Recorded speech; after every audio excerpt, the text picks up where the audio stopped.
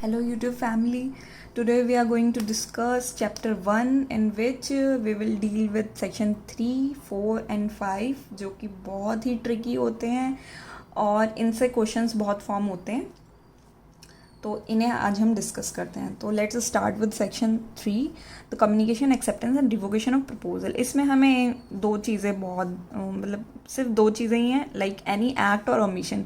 कुछ एक्ट या ओमिशन करना पड़ता है जिससे हम क्या करते हैं, कम्युनिकेट करते हैं अपनी एक्सेप्टेंस या रिवोकेशन को किसकी, प्रपोजल के लिए, एक्सेप्टेंस और रिवोकेशन ऑफ प्रपोजल। तो इसमें हमें सिर्फ यही चीज़ ध्यान रखनी है। इससे अभी तक कोई क्वेश्चन फॉर्म नहीं हुआ है तो इसको ज़्यादा मैं डिटेल में नहीं पढ़ा रही हूँ, आप इसको थोड़ा रफ रीडिंग से पढ़ना है, आपको ज़्यादा डिफ़िकल्ट नहीं लगेगा। तो इसमें जो दो इम्पॉर्टेंट बातें मैं आपको बताऊँगी, that is an offer, like read it, an offer was sent by post, the acceptor wrote accepted on the letter and put it in drawer।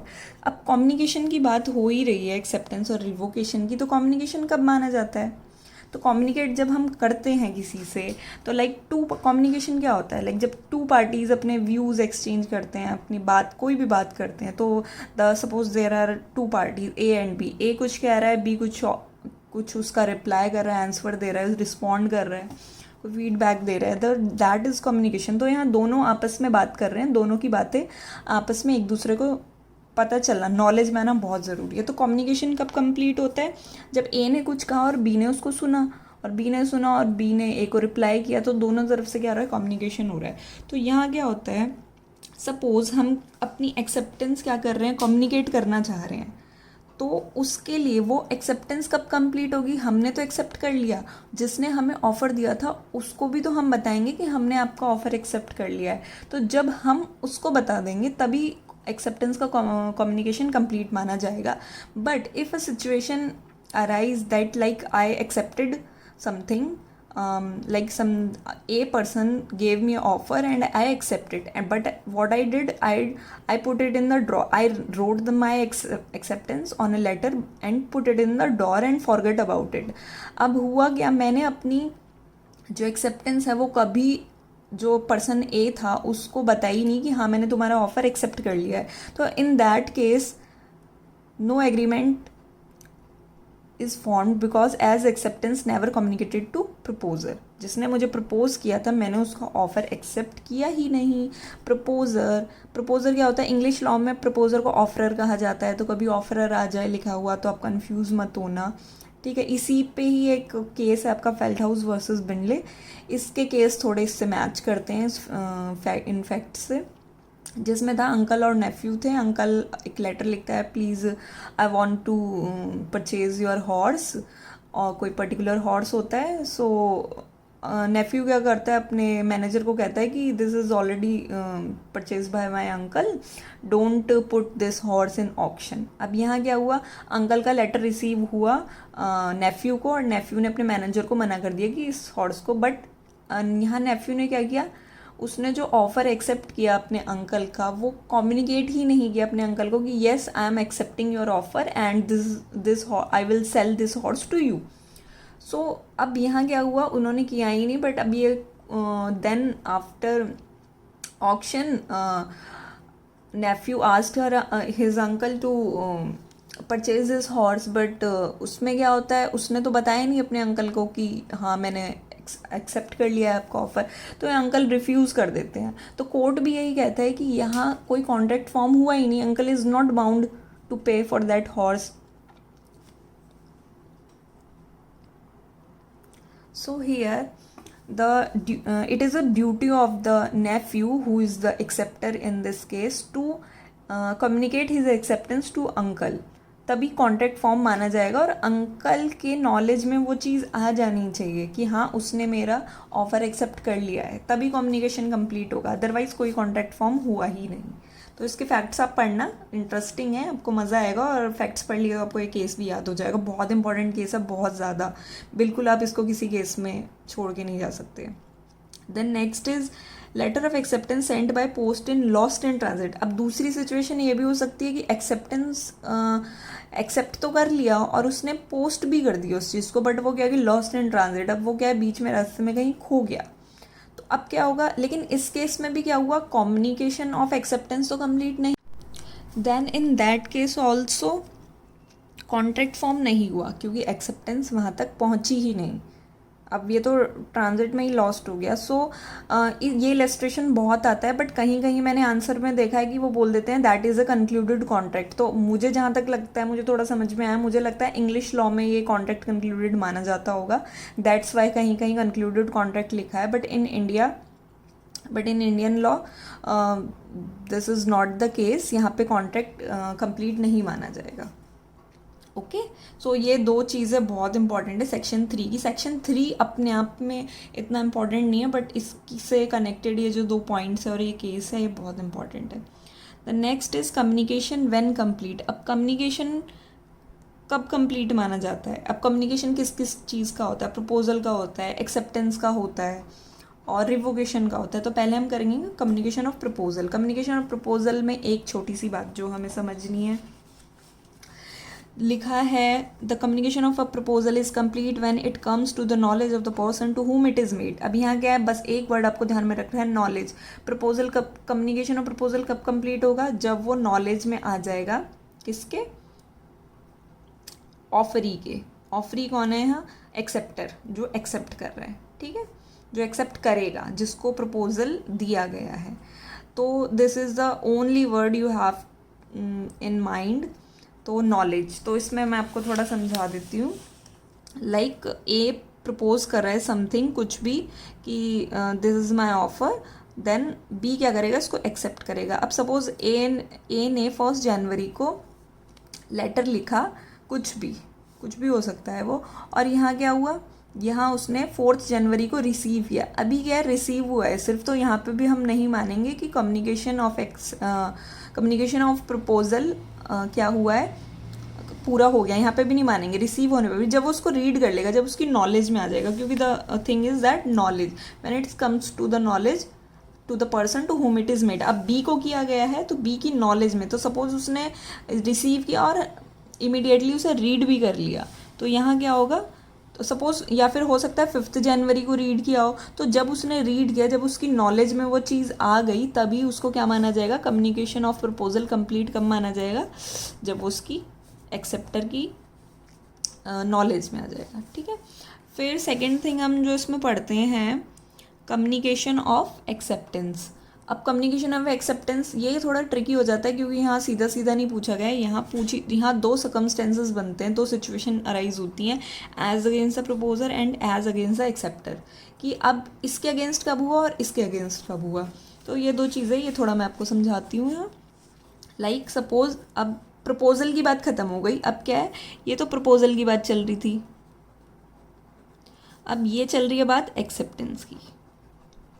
यहाँ आप समझना, अब सपोज ये तो हो गया, अब क्या है, बी ने क्या किया, अब बी ने थोड़ा टाइम लिया कि ठीक है मैं सोचूंगा, और जब तक वो सोच रहा है या जब तक वो अपनी एक्सेप्टेंस को लेटर में लिख रहा है, तब तक भी उसका कोई इफेक्ट नहीं है। जब तक वो उसको अपने लेटर को, अपनी एक्सेप्टेंस को लेटर में लिख के, जब तक वो put into the box, letter box में डाल नहीं देगा, क्योंकि जैसे ही उसने डाला, वो क्या है, उसकी reach, out of his reach हो गया, वो उसका कोई कंट्रोल नहीं है उस चीज़ पर। तो जैसे ही उसका कंट्रोल उस चीज़ से ख़त्म होता है और वो आगे प्रोसीड कर जाता है, वैसे ही यहाँ मान लिया जाएगा कि एक्सेप्टेंस हो चुकी है, और कॉन्ट्रैक्ट भी यही इसी जगह पे। अगर क्वेश्चन आए कि कॉन्ट्रैक्ट कहाँ फॉर्म हुआ, तो कॉन्ट्रैक्ट यहीं फॉर्म हो गया और एक्सेप्टेंस भी यहीं मिल गई और यहीं कॉन्ट्रैक्ट फॉर्म हो गया। अगर सब कुछ आगे जाके सही रहता है या इसको टाइमली रिसीव हो जाता है, वो भी ठीक है, ओके ओके कर देता है सब कुछ, तो कॉन्ट्रैक्ट यहीं बन गया, ठीक है। तो अब पूछा क्या जा रहा है, पूछा जा रहा है कि एज अगेंस्ट द प्रपोजर कब कम्युनिकेशन कंप्लीट हो रहा है, क्या कम्युनिकेशन ऑफ एक्सेप्टेंस कब कंप्लीट हो रहा है, एज अगेंस्ट प्रपोजर और एज अगेंस्ट एक्सेप्टर। अब प्रपोजर के अगेंस्ट मैं बता देती हूँ, इसमें क्या चलता है, क्रॉस में चलती है चीज़, ये ध्यान रखना। अगर पूछा है कि ए के अगेंस्ट कब हुआ, तो ये दिस इज़ द डेट जब उसने लेटर को उसके रीच से वो निकल गया। और अगर पूछा जा रहा है कि अगेंस्ट बी कब हुआ, बी के अगेंस्ट तब होगा जब वो उसके पास पहुंचेगा, जब वो उसको रिसीव करके रीड भी कर लेगा, उसकी नॉलेज में आ जाएगा, ठीक है। देखो यहाँ क्या कहा जा रहा है, as against the proposer. Proposer कौन है यहाँ, प्रपोजर है अपना यहाँ पे ए, जो कि जिसने कि प्रपोज किया था। प्रपोजर के अगेंस्ट एक्सेप्टेंस कब मानी जाएगी, when it put in the course of transmission. अब यहाँ जो लेटर बॉक्स में उसने अपना लेटर डाला उसी को ही कहा जा रहा है that when it put in a course of transmission to him so as to be out of the power of the acceptor. क्योंकि जैसे ही उसने लेटर बॉक्स में डाला अब वो उससे निकाल नहीं सकता, अब वो क्या है किसी और की अथॉरिटी में चला गया। ठीक है, तो यहाँ उसकी पावर से निकल के किसी और की अथॉरिटी में चला गया। अब तो वो क्या होता है, अपना पोस्टमैन आएगा उसमें से निकालेगा उसको और वो ए को ही दे के आएगा। वो बी चाहे उससे वापस मांगने की कोशिश करेगी कि भाई दे दो मुझे वापस, मैंने ही डाला था, तो भी वो नहीं उसको वापस देगा। ठीक है, तो इस केस में क्या होगा, बी के अगेंस्ट का मानेंगे communication of acceptance as against the proposer. तो प्रपोजर कौन है, ए। तो ए के लिए कब मानी जाएगी, जब वो out of the power of B निकल चुका है, तब ए के अगेंस्ट होगा। और बी के अगेंस्ट कब होगा, जब वो पहुंच जाएगा ए की नॉलेज में। ठीक है, तो क्रॉस में चीज़ें चल रही हैं, इसको आप याद रखना। अब कैसे याद रखोगे, ठीक है, तो when it is put in the course of transmission, proposer के लिए क्या हुआ, जब वो उसकी पावर से निकल चुका है। और अगेंस्ट द एक्सेप्टर के लिए वो कब होगा, जब वो नॉलेज ऑफ द प्रपोजर ए था यहाँ पे, तो जब वो इसकी नॉलेज में आ जाएगा। तो इस तरह से आप इसको याद रखना।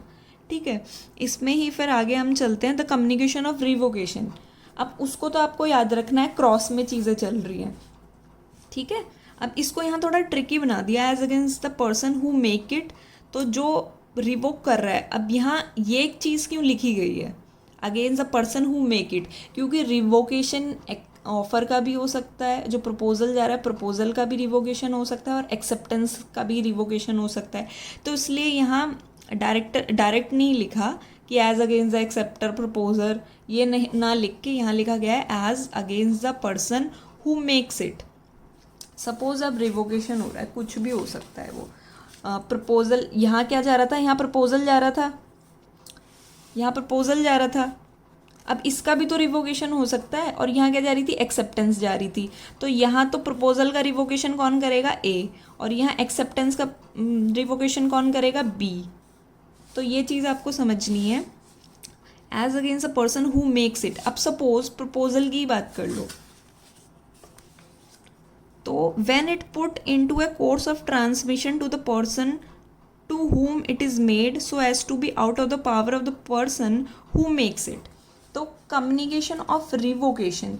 अब रिवोकेशन का कम्युनिकेशन कब होगा, सपोज इसने प्रपोजल भेजा, बट अब ये इसको क्या करना चाह रहा है, रिवोक करना चाह रहा है। तो रिवोकेशन का कम्युनिकेशन कब कंप्लीट होगा, as against a person who makes it. तो ए रिवोक कर रहा है, तो ए के अगेंस्ट ही कब होगा, जब ये इसकी पावर से निकल जाएगा। अब ये इस प्रपोजल को रिवोक करना चाह रहा है, तो रिवोकेशन कब कंप्लीट होगा, जब वो उसकी पावर से निकल जाएगा। As against the person to whom it is made, तो ए के लिए कब हो रहा है, जब इसकी पावर से निकल रहा है, और बी के लिए कब हो रहा है, जब वो इसकी नॉलेज में आ रहा है। तो यहाँ क्रॉस चीज़ नहीं चल रही। रिवोकेशन में ध्यान रखना, रिवोकेशन में कुछ भी क्रॉस नहीं हो रहा। ठीक है, एक्सेप्टेंस, कम्युनिकेशन ऑफ एक्सेप्टेंस में क्रॉस चीज़ चल रही थी कि ए के अगेंस्ट तब होगी जब वो उसके हाथ से निकल जाएगी, और बी के लिए तब होगी जब वो उसकी नॉलेज, ए के नॉलेज में पहुंच जाएगी। बट यहाँ ऐसा नहीं हो रहा है। यहाँ पे क्या हो रहा है, सपोज ए है और बी है। अब रिवोकेशन तो किसी भी चीज़ का हो सकता है, तो आप उसमें कन्फ्यूज़न मत होना कि रिवोकेशन किस चीज़ का हो रहा है, प्रपोजल का हो रहा है या एक्सेप्टेंस का हो रहा है। दोनों के लिए सेम रूल है, तो हम यहाँ नॉर्मली सिर्फ रिवोकेशन लिखेंगे। ठीक है, अब सपोज ए कुछ रिवोक करना चाह रहा है और बी कुछ रिवोक करना चाह रहा है। ए अपना प्रपोजल रिवोक करना चाह रहा है और ये अपनी एक्सेप्टेंस रिवोक करना चाह रहा है। तो दोनों ही केस में रिवोकेशन कब होगा, तभी हो जाएगा जब वो ए के लिए कब होगा, जब वो उसके पावर से वो चीज़ निकल चुकी है, मतलब उसने रिवोकेशन का लेटर लिखा और पोस्ट कर दिया। अब जैसे ही उसने पोस्ट किया तो ए के लिए इसी जगह पे वो उसका कम्युनिकेशन कंप्लीट हो गया। ए ने किया तो ए के लिए यहीं हो गया, और बी ने किया तो बी के लिए यहीं हो गया वो। ठीक है, फिर as against the person to whom it is made. अब ए ने सपोज किया, तो अब बी का छोड़ दो, ए ने क्या किया, रिवोक किया, क्या किया, अपना प्रपोजल रिवोक किया, तो ए के लिए रिवोकेशन कहाँ माना जाएगा, यहीं हो गया जब उसने लेटर पोस्ट किया। और बी के लिए कब माना जाएगा, जब वो बी के नॉलेज में आ जाएगा। और फिर suppose B in in the in the second situation B अपना क्या करे, एक्सेप्टेंस रिवोक करना चाह रहा है, तो इस केस में भी क्या हो गया, बी के लिए कब होगा, जब वो अपना रिवोकेशन का लेटर कोर्स ऑफ ट्रांसमिशन में डाल चुका होगा, उसकी पावर से निकल चुका होगा। और सेकंड केस में बी ए ने अपनी रिवोकेशन दी, तो इसके लिए कब होगा, जब उसकी नॉलेज में आ जाएगा। तो यहाँ कुछ भी चेंज नहीं है, यहाँ जैसा जैसा लिखा है बस वैसे वैसे ही हमें करना है, ठीक है। The next is the communication of revocation. अगर अभी यहाँ क्या है, अभी एज अगेंस्ट द प्रपोजल, जैसे हमने यहाँ किया था ना कि जब सिर्फ पूछा जाए कि प्रपोजल है और रिवोकेशन है, दोनों का सेम ही चलता है। कम्युनिकेशन ऑफ रिवोकेशन कब कंप्लीट होता है, when it comes to the knowledge of the person to whom it, जिसको किया गया है उसकी नॉलेज में आ जाए। जैसे अभी हमने क्या किया था, यहाँ कहते हैं कम्युनिकेशन ऑफ प्रपोजल, ऐसी कम्युनिकेशन ऑफ रिवोकेशन होता है जब वो उसकी नॉलेज में आ जाता है। यहाँ हमसे ये नहीं पूछा जा रहा था कि उसके अगेंस्ट कब होगा, उसके अगेंस्ट कब होगा। जब अगेंस्ट वाली चीज़ें नहीं दी गई हैं, जब इस तरह से अगेंस्ट वाली चीज़ें नहीं दी गई हैं, उसमें सिंपल सा रूल लगेगा क्या आपका, उसमें आपका सिंपल सा रूल लगेगा, as against the person to whom it is made, sorry ये है आपका, जब उसकी नॉलेज में आ जाएगा। जब अगेंस्ट करके कुछ नहीं पूछा गया है तो आप नॉलेज को याद रखेंगे, जब अगेंस्ट करके पूछा गया है तो आप कौन सा रूल लगाएंगे, अगेंस्ट करके पूछा गया है। अगर एक्सेप्टेंस में पूछा गया है तो आपका क्रॉस वाला रूल लगेगा कि इसके अगेंस्ट तब होगा जब वो यहाँ से निकल गया, और इसके अगेंस्ट तब होगा जब वो वहाँ पहुँच गया, उसकी नॉलेज में आ गया, ठीक है। तब आप क्रॉस वाला रूल लगाएंगे। और जब आपसे रिवोकेशन का पूछा जा रहा है तो रिवोकेशन में सिंपल रूल है, इसके लिए इसके अगेंस्ट तब होगा जब इसके हाथ से निकल जाएगा, और इसके अगेंस्ट तब होगा जब इसकी नॉलेज में आ जाएगा। अगर यही चीज़ ये बी कर रहा है तो बी की अगेंस्ट तब होगा जब वो बी के हाथ से निकल चुका होगा। तो ये आपको याद रखना है, ठीक है। आप इस वीडियो को 2-3 बार देखना अगर एक बार में समझ ना आए, और बार बार उन चीज़ों को पढ़ना। आप इन्हें नोट कर सकते हैं, यहाँ से आप वीडियो पॉज करके नोट कर लीजिएगा क्योंकि बहुत इंपॉर्टेंट है। ये आपका यूजीसी में आया हुआ क्वेश्चन है, आपको इतना दे देंगे, ऊपर वाली स्टेटमेंट दे देंगे, like the communication of acceptance is complete as against the proposer, इतना लिख देंगे और आगे ब्लैंक छोड़ देंगे। तो when it is put in the course of transmission, ऐसे आता है, ठीक है। यूजीसी में आया हुआ क्वेश्चन है आपका। सेक्शन 4 पूछा हुआ है कि व्हाट इज सेक्शन 4, कम्युनिकेशन किस सेक्शन में बताया गया है, ठीक है। तो ये भी यूजीसी में आया हुआ है, सेक्शन 4 पूछा गया था, ये भी आपका यूजीसी में है, ये आपका एक जुडिशरी में है, बहुत सारी जुडिशरीज में पूछा गया है। देन द कम्युनिकेशन, तो ये हमारा हो चुका है। देन इसकी कुछ इलस्ट्रेशंस भी हैं, मैं रीड कर देती हूँ। Proposer by letter to sell a house to B at a certain price, the communication of the proposal is complete when B receives a letter. अब यहाँ एज अगेंस्ट करके कुछ नहीं पूछा गया है, यहाँ सिंपल पूछा गया है कम्युनिकेशन प्रपोजल। तो कब आ रहा है, तो ए ने प्रपोजल उसे किया, तो कब होगा वो कंप्लीट, ऑब्वियसली जब वो बी की नॉलेज में आ जाएगा, बी रिसीव कर लेगा लेटर, ठीक है ना। तो यहाँ अगर नॉलेज नहीं लिखा है तो रिसीव को भी मान लिया जाएगा इक्विवेलेंट टू नॉलेज। अब रिसीव कर लिया तो मतलब उसकी नॉलेज में आ गया है, ठीक है। Then B accept as proposal by a letter sent by post, the communication of the acceptance is complete as against A when the letter is posted and as against B when the letter is received by A. तो इसमें आप वो मेरा ये वाला formula लगा के देखेंगे तो आपको ये समझ में आ जाएगा ये इलस्ट्रेशन क्या कहना चाह रही है। तो A revokes is proposal by, अब यहाँ क्या है, रिवोकेशन हो रहा है, तो the revocation is complete as against A. तो ए के अगेंस्ट तो कब हो जाएगी, ए ही रिवोक कर रहा है तो ए के अगेंस्ट कब हो जाएगी, जब उसने डिस्पैच किया, जब ए ने कुछ किया तभी ए के लिए वो रिवोक हो जाएगा। और बी के लिए कब होगा, जब उसकी नॉलेज में आएगा। फिर अगर बी रिवोक कर रहा है, ठीक है, इसमें क्रॉस कुछ नहीं चलता। एक्सेप्टेंस में अगेंस्ट में कुछ पूछा हो तो क्रॉस में चलता है, इसमें ए के लिए तभी हो जाएगा जब ए ने किया, और बी के लिए तब हो जाएगा जब बी की नॉलेज में आएगा, ठीक है। इसमें क्रॉस में कुछ नहीं चल रहा है, ये बहुत इंपॉर्टेंट है, याद रखना, इसको रट लेना अगर याद नहीं हो रहा है तो, ठीक है। तो यहाँ आप अपने नोट्स में चार्ट बना सकते हैं जो मैंने आपको यहाँ बना के दिखाया है, ठीक है ना। तो इससे आपको बहुत इजीली समझ में आ जाएगा। Then the next case is बहुत इंपॉर्टेंट केस है, ये मैंने देखा है, ये आईलेट में आया हुआ है, आपका जो NLU दिल्ली के लिए जो पेपर होता है उसमें आया हुआ केस था। उससे पहले भी ये बहुत जगह आया हुआ है, इसलिए मुझे स्ट्राइक कर गया था जब मैंने आईलेट दिया था, उसमें ये क्वेश्चन आया था। In this case it was held that a contract through telephone is concluded at the place where acceptance is heard. तो अब आप ये देखिए, मैंने बताया था ना कि इसने अपनी एक्सेप्टेंस क्या कर दी, पोस्ट कर दी। यहाँ A ने B को प्रपोज किया था, B ने एक्सेप्टेंस भेजी यहाँ पे, तो मैंने क्या बताया था, एक्सेप्टेंस भी यहीं, जैसे ही वो लेटर बॉक्स में लेटर डालेगा वहीं एक्सेप्टेंस हो जाएगी और वहीं कॉन्ट्रैक्ट फॉर्म हो जाएगा। तो लेटर के केस में क्या होता है, कॉन्ट्रैक्ट यहाँ बना, पर सपोज़ ये लेटर का नहीं है मामला और ये फ़ोन से बात कर रहे हैं, तो इसने इसको फ़ोन पर प्रपोज किया और फ़ोन पे क्या हुआ, इसने अपनी एक्सेप्टेंस दी, तो एक्सेप्टेंस यहाँ सुनी जाएगी। एक्सेप्टेंस को ये बोल रहा है और सुन ये रहा है, तो जब जहाँ सुन रहा है यहाँ यही चीज़ बोल रहा है, the where the acceptance is heard. तो यहाँ क्या है, इस केस में क्या है, ए ने एक्सेप्टेंस अपनी सुनी, यहाँ बोली, यहाँ से गई एक्सेप्टेंस और सुनी यहाँ गई, तो टेलीफोन के केस में कॉन्ट्रैक्ट यहाँ फॉर्म होगा, ठीक है। दिस प्लेस पे, जिस प्लेस पे ए रह रहा है उस प्लेस पे कॉन्ट्रैक्ट फॉर्म होगा। सपोज ये दिल्ली जयपुर में है तो कॉन्ट्रैक्ट यहाँ दिल्ली में फॉर्म होगा, अगर ये दिल्ली में रहता है, ये जयपुर में रहता है, कॉन्ट्रैक्ट यहाँ फॉर्म होगा अगर टेलीफोन का केस है। अगर लेटर का केस है तो कॉन्ट्रैक्ट यहीं फॉर्म हो गया, ठीक है, जयपुर में। ये आपको याद रखना है, ये भी क्वेश्चन, ये देखो आपका UGC में भी आया हुआ है, ये आपका बहुत जगह आता है ये क्वेश्चन, ठीक है। Then the communication of acceptance through telephone is regarded as complete when acceptance come to the knowledge. तो यहाँ वही बात हो रही है, एक्सेप्टेंस नॉलेज में यहाँ आ रही है और और टेलीफोन पे यही मान लिया जाएगा, ठीक है, कि कॉन्ट्रैक्ट यहाँ हुआ है। लेटर के केस में दूसरा रहता है और टेलीफोन के केस में मामला दूसरा रहता है, तो आप उसको ध्यान रखना। देन कुछ स्टेटमेंट्स है जो आपकी UGC में आई हुई हैं, वो मैं आपको करा देती हूँ। Communication of acceptance is complete when acceptance is put in the course of transmission. अब यहाँ पे क्या बोल रहे हैं, communication of acceptance, then an acceptance given by post can be revoked if it does not reach the proposer. तो acceptance को हम कब रिवोक कर सकते हैं, देखो यहाँ मैं थोड़ा समझा देती हूँ।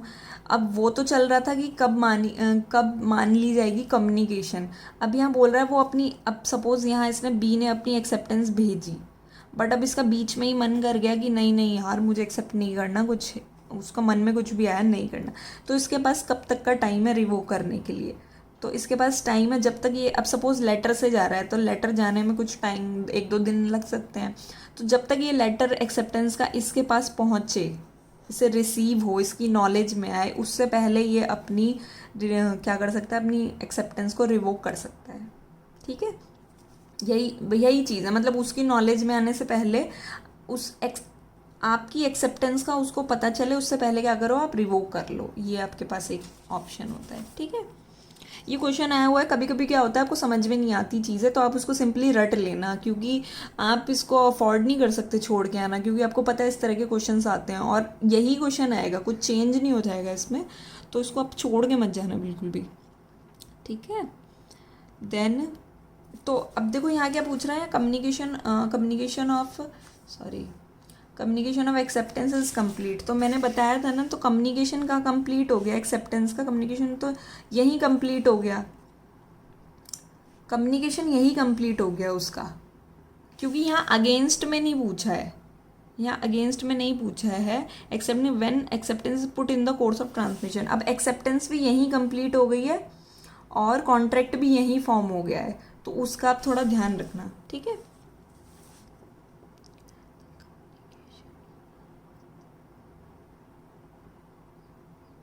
यहाँ प्रपोजल था जिसमें नॉलेज ज़रूरी थी, कम्युनिकेशन ऑफ प्रपोजल कब कंप्लीट होगा, जब वो उसकी नॉलेज में आ जाएगा जिसको वो किया गया है, ठीक है।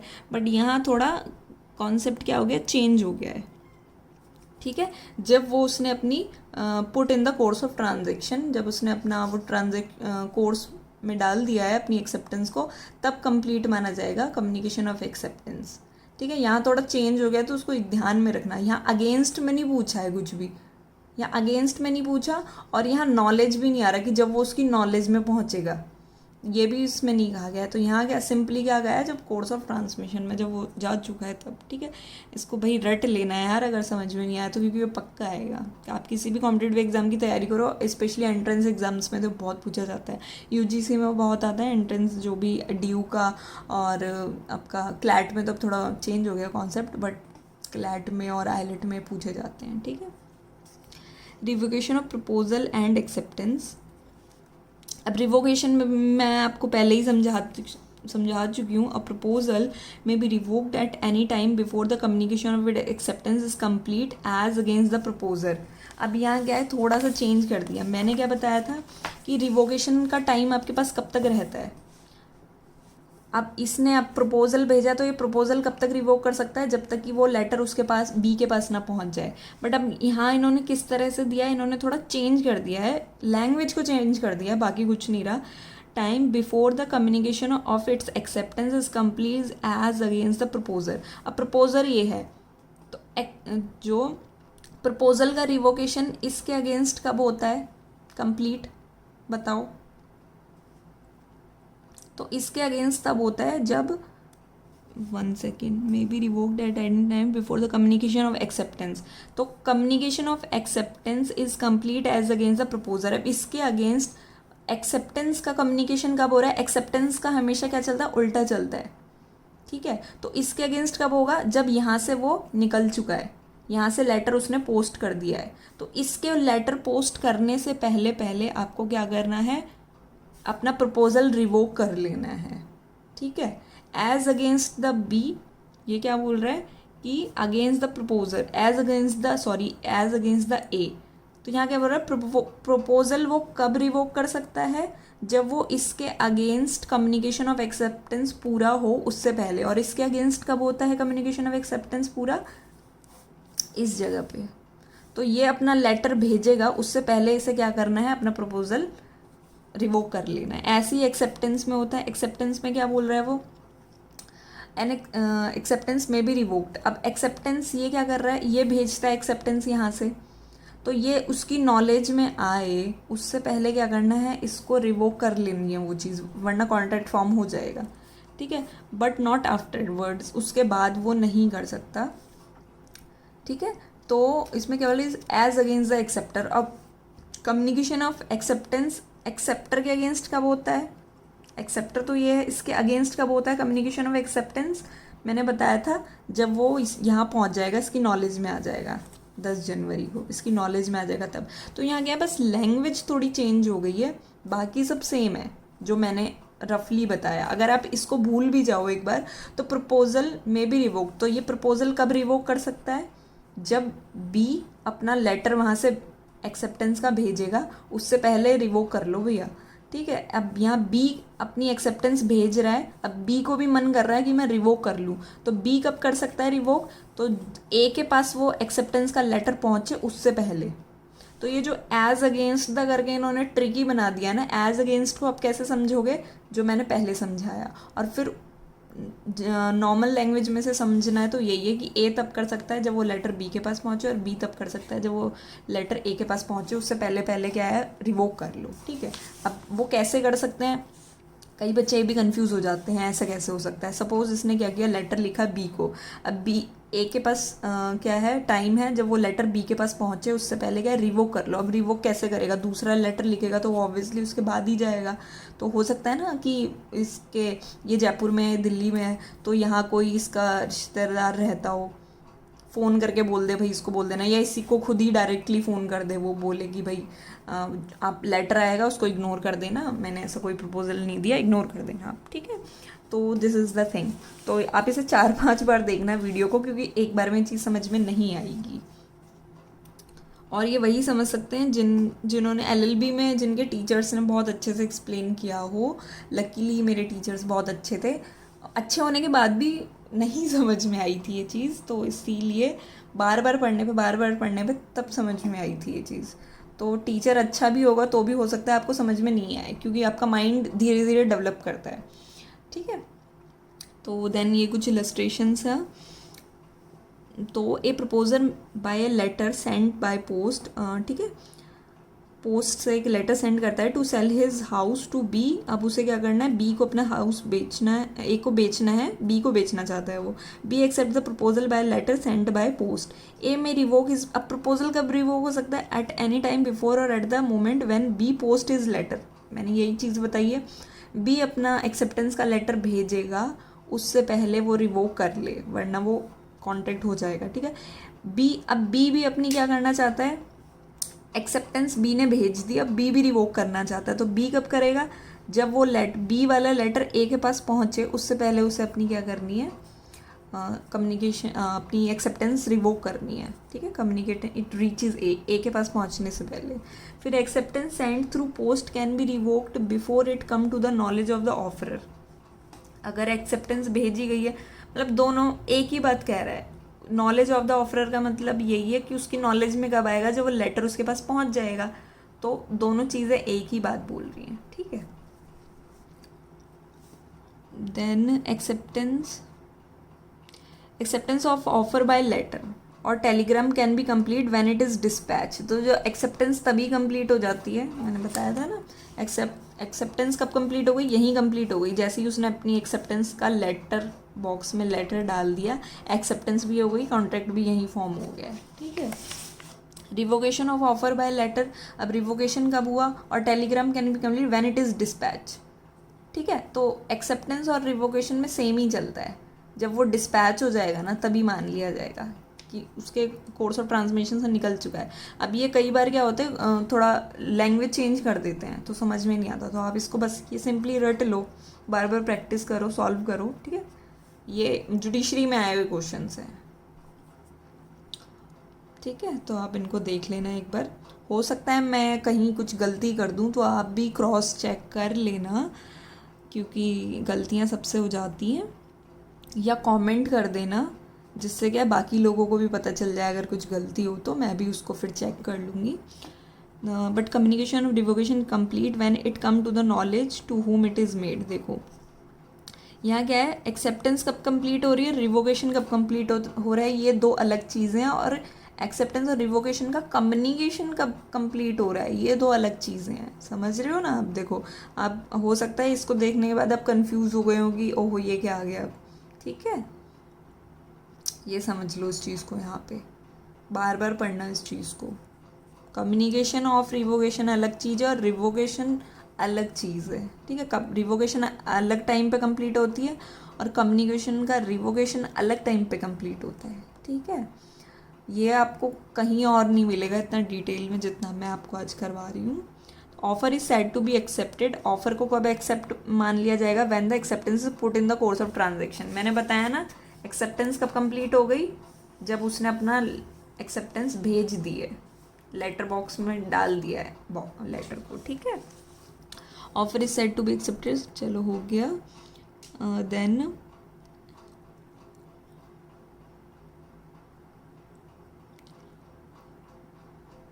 ये भी एक क्वेश्चन आया हुआ है, clause of special voluntary retirement package is stated inter alia once option is made, the employee making the offer cannot be withdraw according to section 5 of Indian Contract Act, acceptance may be revoked at any time before the communication of acceptance is complete as।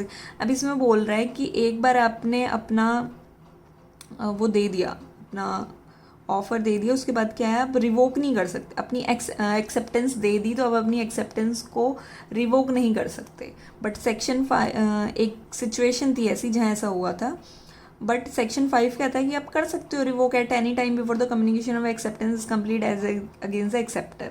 मतलब वो proposer के पास वो acceptance पहुँचे, knowledge में उसकी आए, उससे पहले क्या आए, आप कर सकते हो उसको रिवोक।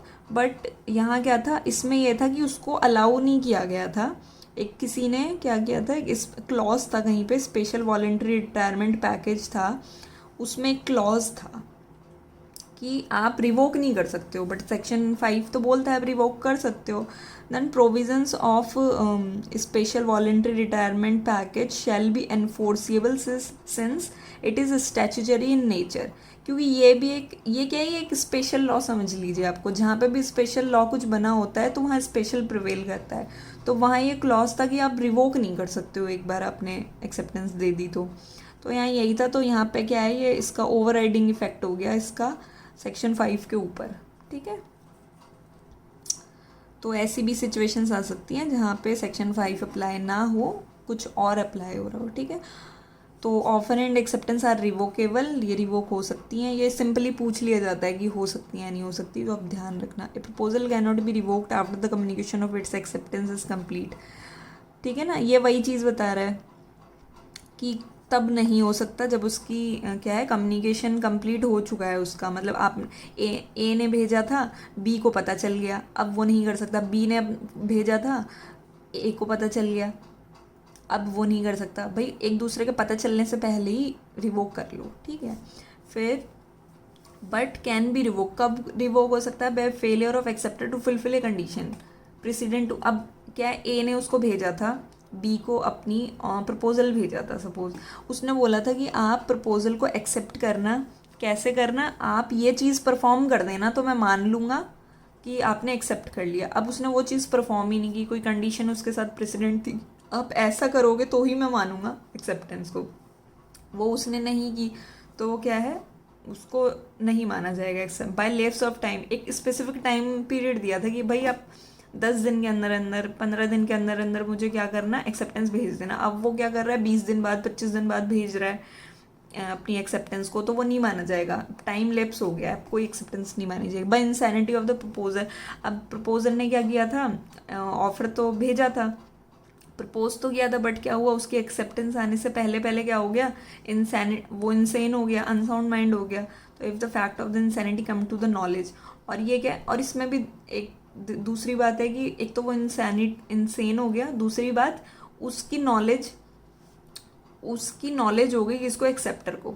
अगर एक्सेप्टर को नहीं पता उसकी इंसैनिटी के बारे में तो सिचुएशन अलग होती है, बट अगर उसे वो इंसेन हो गया और उसे पता भी चल गया तो भी क्या होगा, अब